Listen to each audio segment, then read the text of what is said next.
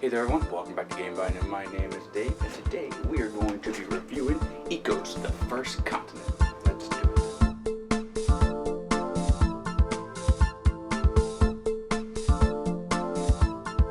it. So as a disclaimer, this is a review copy from AEG. Thank you so much for your support, really do appreciate it.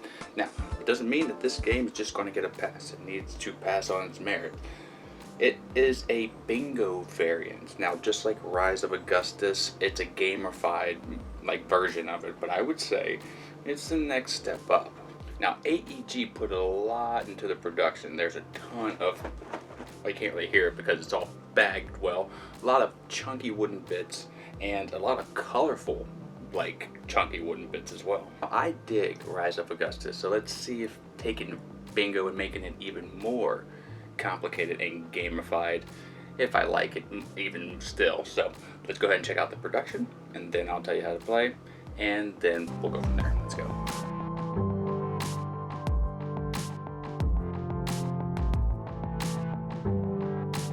So this is what you get in the box of Ecos, and this is some high quality stuff. Let me tell you, all the wooden bits are very heavy, chunky, nicely detailed, like these trees here, though I've seen some cooler trees. These ones are still pretty nice. And I've never seen mountains done before, so this is interesting. They have two types of mountains. They have these ones here that are just flat like that. You'll be putting the trees on them, that's why it's that way. But then you have some that are just double mountains like this. They're the same, they're just different shapes, which is interesting. Now these ones, you're going to be pulling them out like bingo, so you have a whole bunch of these. Listen to it, it's chunky. Now they also have something unique, which I am a huge fan of. I didn't like building them, honestly. I did kind of break one of these little legs slightly. Not anything you can tell, but I kind of bend it. But look at all this token access that I have with this tray. It's so easy to grab them, keep them separated. I wish way more games did this. Check this out. These two tiles look the same, right? But one is thicker than the other. The water is thinner, so when it's down on the table, it gives you this kind of very slight 3D effect, which is interesting. Small little touch, but pretty cool. And then you have cards, square cards. I love square cards. Are they linen finish? Couldn't tell. It doesn't look like they're linen finish, but they're very thick. The art, well, the color more of it's very nice, and they tell you exactly what you need to know. Of course, you're gonna be using this bag a lot. It's a nice velvet bag, great stitching. Oh yeah, and then the cubes. This is probably the lowest quality little portion of the components, but I mean, it's fair. So now let me show you how to play this game. Alright, so this is the game setup. Now, essentially what you're trying to do is to get to 80 points. Now, once that happens, the person who has the most points is the winner. And it starts to slowly build, and once the board expands, it's inevitable that you start getting a lot of points towards the end of the game. Now, how you get those points is by finishing these cards. Everyone will be getting their points based on this one map. Thus, they'll be adding to that map together. Now, you're drawing from this bag in a bingo style. All these cards are what you're trying to do to complete, to either add to the board or get points that way. So, the icons here are going to correspond to the pieces in the bag, and whenever one is pulled, you take one of your starting 7 little blocks here and put it on the icons. And one person continues to draw from the bag until they draw a wild, and then everybody resolves where they want that block, and then they pass this bag on.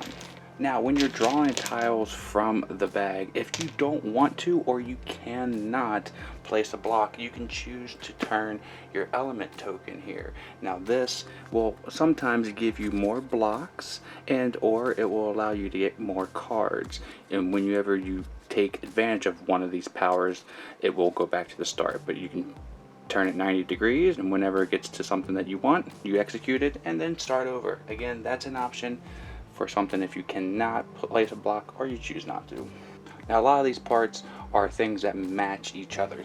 Thus, like the mountains here, whenever you go to place them, well, they can only be placed on desert or on jungle ground, of course not in the water. And when you place trees, you can only place them on jungle tiles, more of, and or on mountains. So if you have a mountain in the desert, you can house one tree there, or you can house two trees on one jungle tile.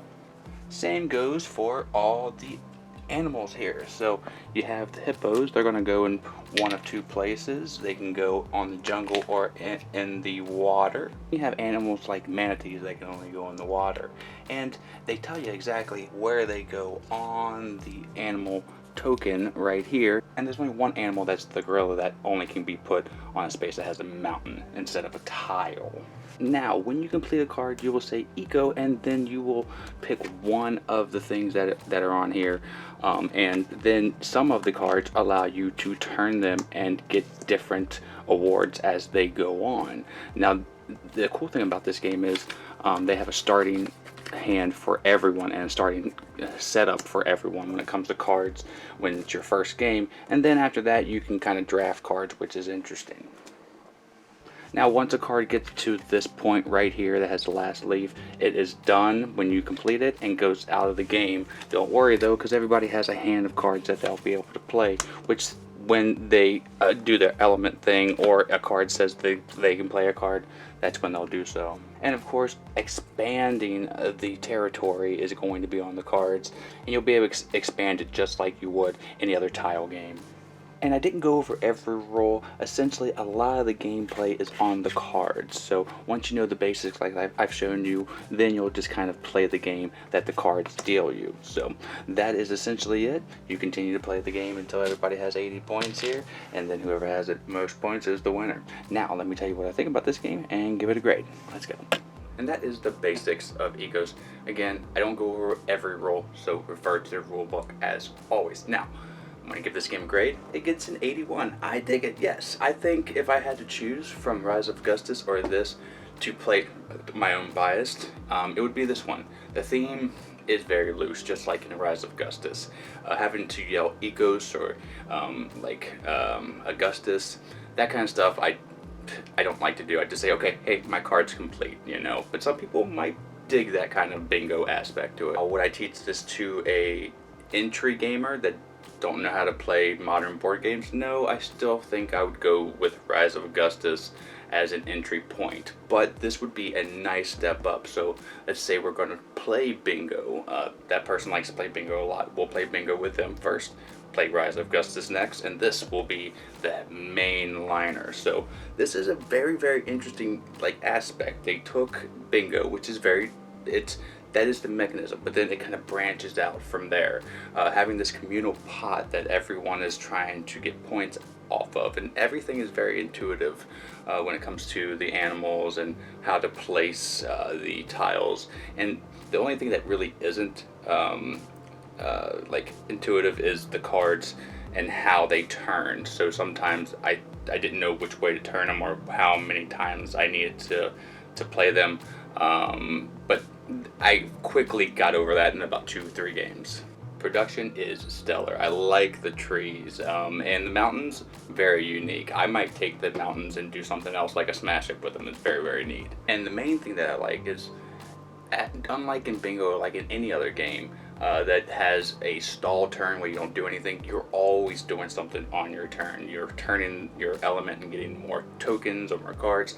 You always have an option, and that keeps you engaged, and that's important to me, especially in my crowd of people who I play with. Overall, I am recommending this game, and of course it does get the Game Vine Player Awards, so of course any game that gets that, I'm giving a thumbs up to. So I dig this. So thank you again, AEG, for your support by providing us with this review copy. I hope you enjoyed the review of Vine Nation. If you did, click like and subscribe. Until next time that I see you, have a great rest of your day, a great time with all you play. I'm Dave. I'm out. Bye.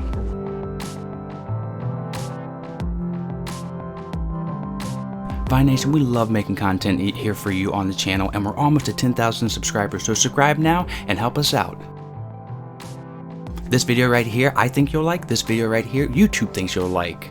Or you can just sit here and watch me dance the dinosaur for a little bit longer. You can visit us at our social media outlets, and we're going to be improving our Patreon here soon. That's all for today. Miko, it's time to go. Good girl, Miko.